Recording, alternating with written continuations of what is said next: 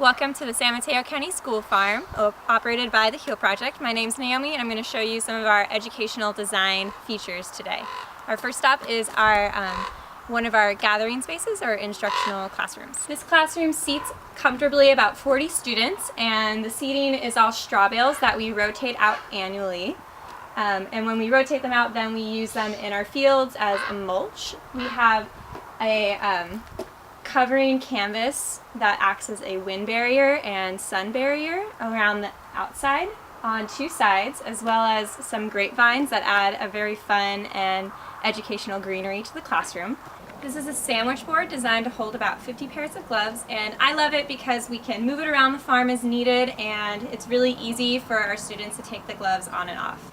This is our compost learning zone. Here we have a 3-bin system, and it is made out of recycled pallets, and it has really nice signage that says step 1, step 2, step 3 that I use when I'm teaching about composting.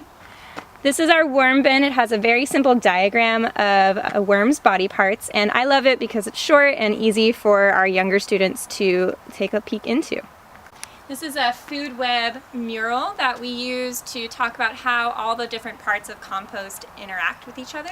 This is a gathering space of picnic tables that we're able to eat lunch on, move around for different crafts or science activities. They're all painted a different color, which makes it really easy to let people know where to go.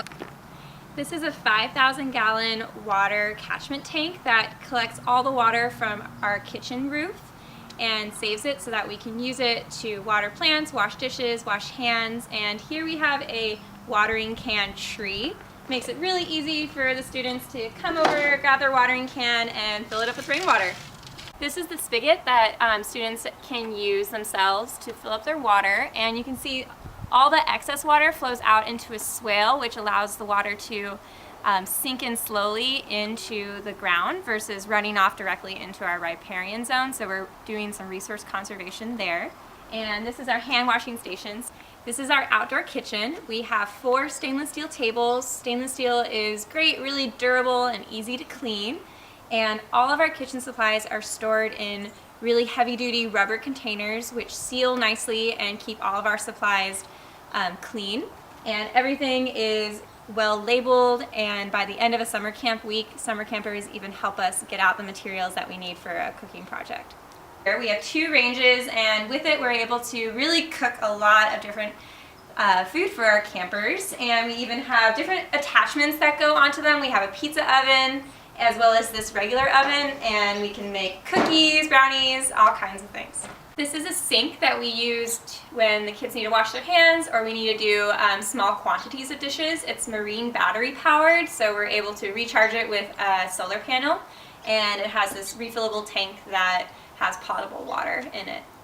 In the front part of our field, we wanted to make a more free zone type area where the kids could run around and explore and do imagination play. So we have several different trellises that are designed to be really fun and also good growing spaces. So this one is a cattle panel that we've done at an angle, so it is like a tunnel, and we have passion fruits growing on it as well as seasonal gourds. This is another trellis with cattle panels that the kids have called a T-circle. So it's a circle design, and it's another gathering space. We sit in here and do different lessons, and we also decorate it at different times of the year.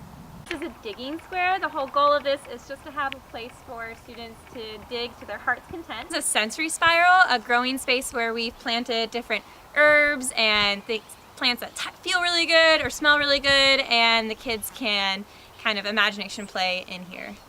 This is what we call our parts of the plant garden. There are only raised beds here at the farm, and each bed has a different part of the plant that it's highlighting. We have a flower, roots, leaves, seeds, stems, and we're able to talk about each one individually and highlight what's cool about that part of the plant.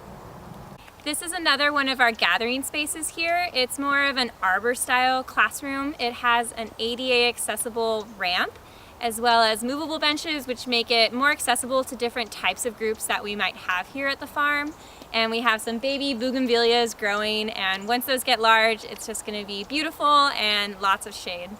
So here we're actually in our main field, our main growing space, and you can see how we make different slightly raised beds so the kids know where the pathways are, and we also try and use a lot of these bright colored signs to get the kids learning what everything is. And you can also see that we use a drip irrigation system which conserves water and also makes it a little easier for us to water all of our 2 acres. This looks like a barn. It's actually my office. I'm going to get back to work. Thanks for visiting, and we hope you enjoyed your little design tour of the farm, and let us know in the comments if you have any questions, and I hope to see you in Half Moon Bay sometime.